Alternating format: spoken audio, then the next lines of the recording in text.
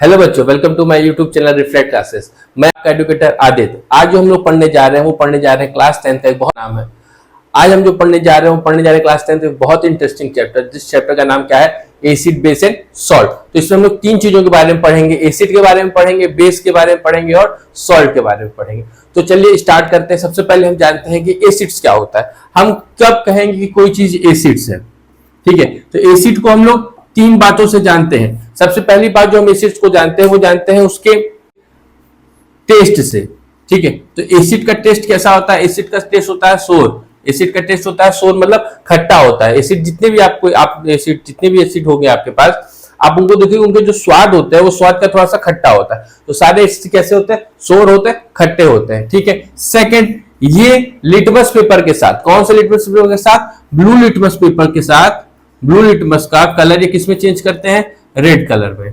ये blue litmus का colour change करते हैं रेड कलर में, ठीक है। तो जब भी आपको पूछा जाए कि बताइए कि ये चीज जो एसिड है कि बेस है, तो अगर आप ब्लू लिटमस लाएंगे, अगर वो ब्लू लिटमस रेड कलर में चेंज हो जाएगा, इसका मतलब जो आपको चीज दी गई है वो क्या है? वो आपकी एसिड है, ठीक है।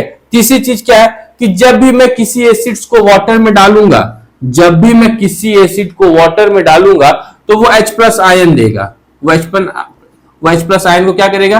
रिलीज करेगा, ठीक है। तो इन तीन चीजों पे हम लोग एसिड्स को डिफाइन करते हैं, ठीक है। एसिड दो तरीके के होते हैं, एक होता है आपका स्ट्रॉन्ग एसिड और एक होता है आपका वीक एसिड। तो जितने भी इनऑर्गेनिक एसिड हैं, जितने भी इनऑर्गेनिक एसिड होते हैं आपके, वो आपके स्ट्रॉन्ग एसिड होते हैं, और जितने भी आपके ऑर्गेनिक एसिड होते हैं वो आपके वीक एसिड होते हैं।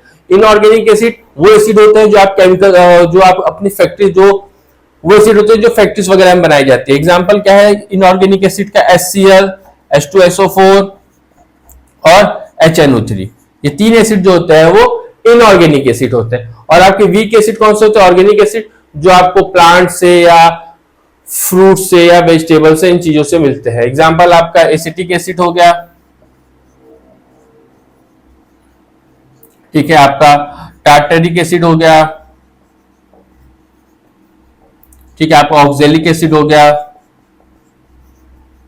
तो ये एग्जांपल किसके हैं? वीक एसिड के, ठीक है। तो ये तीनों एग्जांपल हैं आपके स्ट्रॉन्ग एसिड के, और ये तीनों एग्जांपल हैं आपके वीक एसिड के। और कैसे हम लोग डिफाइन करेंगे स्ट्रॉन्ग एसिड को और वीक एसिड को? जब किसी सब्सटेंस को मैं पानी में डालता हूं और वो मुझे कंप्लीट H प्लस आयन देता है, वो मुझे कंप्लीट H प्लस आयन देता है, तो मेरा स्ट्रॉन्ग एसिड कहलाता है। जब वो कंप्लीट H प्लस आयन, मतलब जब मैं किसी चीज को पानी में डाला, वो पूरी तरीके से क्या हुआ? ब्रेक हो गया किसमें? H प्लस आयन में। पूरी तरीके से ब्रेक हो गया किसमें? H प्लस आयन में। तो मेरा कैसा एसिड कहलाएगा? वो मेरा स्ट्रॉन्ग एसिड कहलाएगा। जब जब कोई चीज इनकम्प्लीट H प्लस आयन दे, H प्लस आयन जो हो कैसा हो? इनकम्प्लीट हो, मतलब पूरी तरीके से वो ना टूटे, तो क्या कहलाएगा? वो आपका वीक एसिड कहलाएगा। वो आपका वीक एसिड कहलाएगा। तो स्ट्रॉन्ग एसिड कौन है? जो कंप्लीटली H प्लस आयन को रिलीज करे। और वीक एसिड कौन सा है? जो इनकम्प्लीट H प्लस आयन को रिलीज करे। स्ट्रॉन्ग एसिड में कौन कौन से आते हैं आपके? HCl आता है, H2SO4 आता है, HNO3 आता है। और वीक एसिड में आपके सारे ऑर्गेनिक एसिड आते हैं, oxalic acid, acetic acid, tartaric acid, methanoic acid, formic acid. ये सारे एग्जांपल आपके किसके? इनऑर्गेनिक एसिड के हैं, जो कि एक तरह का ऐसा एसिड है, एक तरह का वीक एसिड है, ठीक है। तो आई होप आपको ये एसिड समझ में आया होगा, ठीक है। एसिड कैसे हम जानेंगे? उसके टेस्ट से जानेंगे। लिटमस कलर को, ब्लू लिटमस कलर को रेड में चेंज करेगा, और वो कंप्लीट H प्लस आयन को रिलीज करेगा, वो H प्लस आयन को रिलीज करेगा, ठीक है। तो इस तरीके से हम जानेंगे वो एसिड है। एग्जांपल आपके HCl हुआ, H2SO4 हुआ, HNO3, या इन सबको जब मैं वाटर में डालूंगा, H2SO4 को जब मैं HCl को वाटर में डालूंगा, तो ये मुझे क्या देगा? H प्लस आयन देगा और Cl माइनस आयन देगा। तो कौन सा आयन दे रहा है? H प्लस आयन दे रहा है। इसी वजह से HCl क्या एसिड है आपका। क्लियर है बात सभी को? तो इसी तरह बाकी एसिड को मैं पानी में डालूंगा तो कौन सा आयन रिलीज करेगा? H प्लस आयन रिलीज करेगा, जिस वजह से वो क्या कहलाएगा? एसिड कहलाएगा, ठीक है। तो अब जानते हैं हम, तो नेक्स्ट जानते हैं हम बेस के बारे में। बेस हम किसे कहेंगे?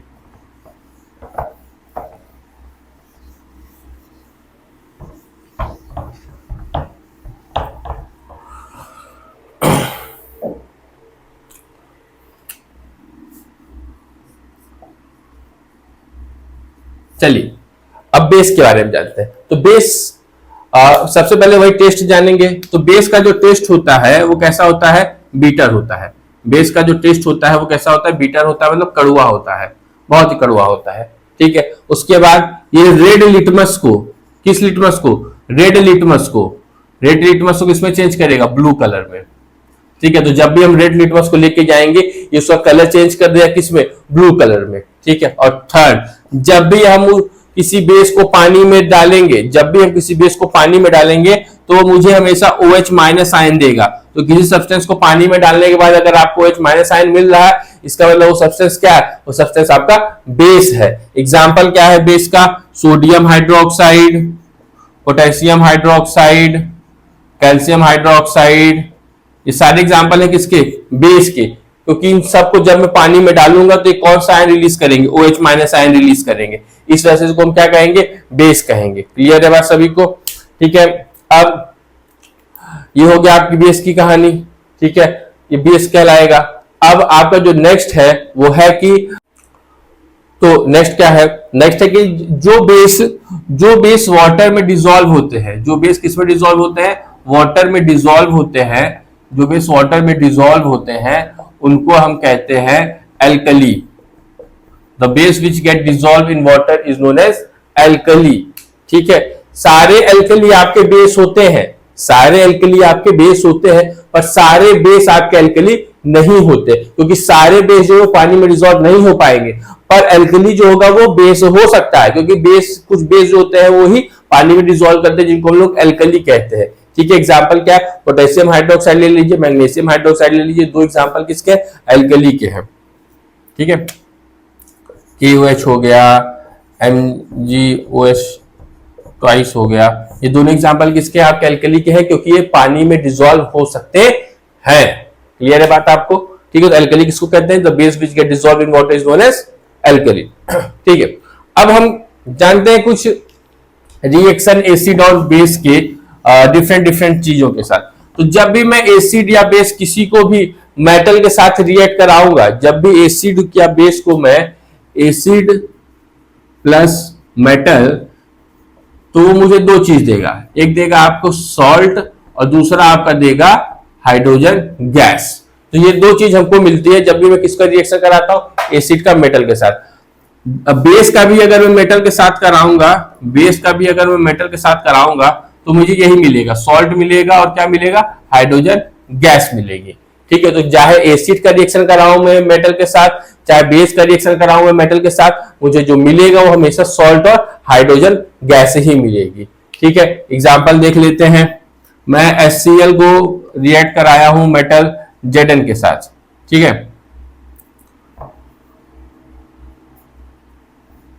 मैं Zn को रिएक्ट कराया हूं सल्फ्यूरिक एसिड के साथ।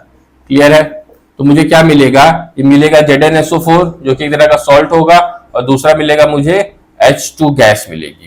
क्या मिलेगी, H2 गैस मिलेगी। अब ये जो गैस निकल रही है, मैं कैसे बताऊंगा कि ये जो गैस निकल रही है हाइड्रोजन गैस ही है, मुझे कैसे पता चलेगा जो गैस रिलीज हो रही है वो हाइड्रोजन गैस है। तो जब भी ये किसी टेस्ट ट्यूब को मैं लिया है, उसमें मैंने एसिड डाला, उसमें अगर मेटल्स को डाले हैं मैंने, तो इससे जो गैस निकलेगा वहां पर मैं एक बर्निंग मैच स्टिक लेकर जाऊंगा, एक बर्निंग मैच स्टिक लेकर जाऊंगा। अगर वो burning match stick pop sound के साथ बंद की, पॉप साउंड के साथ क्या की, बंद की, तो जो गैस निकल रही है वो कौन सी गैस है, वो हाइड्रोजन गैस है। क्लियर है, अगर मैं किसी बर्निंग मैच स्टिक को इस टेस्ट ट्यूब के माउथ के पास पे ले गया और वो पॉप साउंड के साथ बंद की, तो जो गैस निकल रही है कौन सी गैस है, हाइड्रोजन गैस है। तो ये टेस्ट है किसका, हाइड्रोजन गैस का। क्लियर है, इसी तरह मैं एग्जांपल ले लेता हूं बेस का। मैंने मेटल लिया है जिंक और उसके साथ मैं रिएक्ट करा रहा हूं NaOH। ठीक है, ठीक है, तो ये मुझे देगा Na2 sodium ZnO2 plus H2। ठीक है, ठीक है, तो जब भी मैं मेटल का रिएक्शन कराऊंगा किसी बेस के साथ तो मुझे देगा सॉल्ट। इस सॉल्ट का नाम है सोडियम जिंकेट, बहुत ही इंपॉर्टेंट रिएक्शन है, सोडियम जिंकेट। ठीक है, और ये गैस है कौन सी गैस है, हाइड्रोजन गैस है। तो मैंने एक मेटल लिया है, उसका रिएक्शन कराया मैंने बेस के साथ, तो मुझे क्या दिया है, एक सॉल्ट दिया क्यों, जिसका नाम क्या है सोडियम जिंकेट, और मुझे कौन सी गैस दी है, हाइड्रोजन गैस दी है। ठीक है बच्चों, तो ये हो गया मेटल का रिएक्शन एसिड के साथ और बेस के साथ। नेक्स्ट है कि मैं जो मेरा एसिड है, मैं उस एसिड का जो रिएक्शन है वो मेटल कार्बोनेट के साथ और मेटल हाइड्रोजन कार्बोनेट के साथ रिएक्ट कराऊंगा। ठीक है, मैं इन दो चीजों के साथ किसका रिएक्ट कराऊंगा, एसिड का रिएक्ट कराऊंगा। तो सबसे पहले हम मेटल कार्बोनेट ले लेते हैं। तो मैंने मेटल कार्बोनेट कौन सा लिया है, मैंने मेटल कार्बोनेट लिया Na2CO3, इसका रिएक्शन मैंने करवाया HCl के साथ। ठीक है, तो मुझे क्या देगा, ये फिर से मुझे क्या देगा, सॉल्ट देगा और कार्बन डाइऑक्साइड गैस देगा और वाटर देगा। तो ये मुझे सॉल्ट देगा NaCl, फिर मुझे एक कार्बन डाइऑक्साइड गैस देगा और मुझे देगा H2O।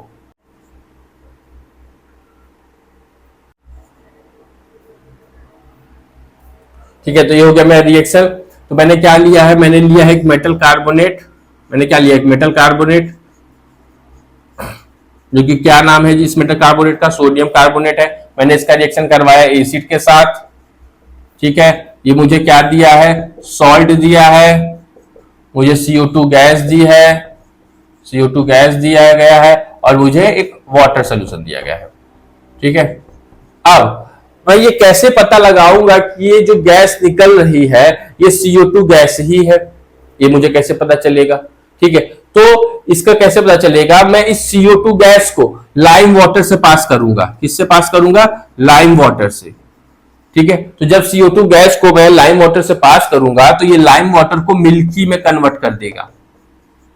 ठीक है, वो किसमें कन्वर्ट कर देगा, मिल्की में कन्वर्ट कर देगा। तो हम जान जाएंगे कि ये जो गैस है वो क्या है, वो कार्बन डाइऑक्साइड गैस है। तो मैं क्या लिया, लाइम वाटर लिया CaOH ट्वाइस, इसको पास करा क्या CO2, तो मुझे क्या मिलेगा, कैल्शियम कार्बोनेट मिलेगा और प्लस H2O मिलेगा। ये जो कैल्शियम कार्बोनेट है व्हाइट PPT होगी,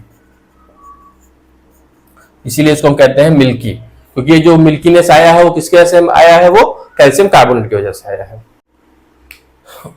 कैल्शियम कार्बोनेट की वजह से आया है। तो ठीक है, तो ये मेरा रिएक्शन हुआ किसका, मेटल कार्बोनेट का, किसके साथ, HCl के साथ। अब अगर मैं मेटल हाइड्रोजन कार्बोनेट को रिएक्ट कराऊंगा, मैं किसको रिएक्ट कराऊंगा, मेटल हाइड्रोजन कार्बोनेट को। तो मैं क्या लिया है, मेटल हाइड्रोजन कार्बोनेट NaHCO3, इसका रिएक्शन करा रहा हूं मैं HCl के साथ। ये मुझे क्या देगा, ये मुझे देगा NaCl plus CO2 plus H2। तो चाहे मैं मेटल कार्बोनेट का रिएक्शन कराऊं, चाहे मेटल हाइड्रोजन कार्बोनेट का रिएक्शन कराऊं, मुझे हमेशा सॉल्ट मिलेगा, कार्बन डाइऑक्साइड गैस मिलेगी और वाटर मिलेगा। ये दोनों रिएक्शन बहुत इंपॉर्टेंट है आपके एग्जाम पॉइंट ऑफ व्यू से, कि वो पूछ सकता है कि किसी मेटल कार्बोनेट का रिएक्शन करवा रहा हूं एसिड के साथ तो क्या चीज मिलेगी। तो आपको हमेशा क्या मिलेगी, सॉल्ट मिलेगा, कार्बन डाइऑक्साइड गैस मिलेगी और वाटर मिलेगा। तो जो कार्बन डाइऑक्साइड गैस मिल रही है उसको मैं किससे पास कराऊंगा, लाइम वाटर से पास कराऊंगा, जिसमें कन्वर्ट हो जाएगा मिल्की में।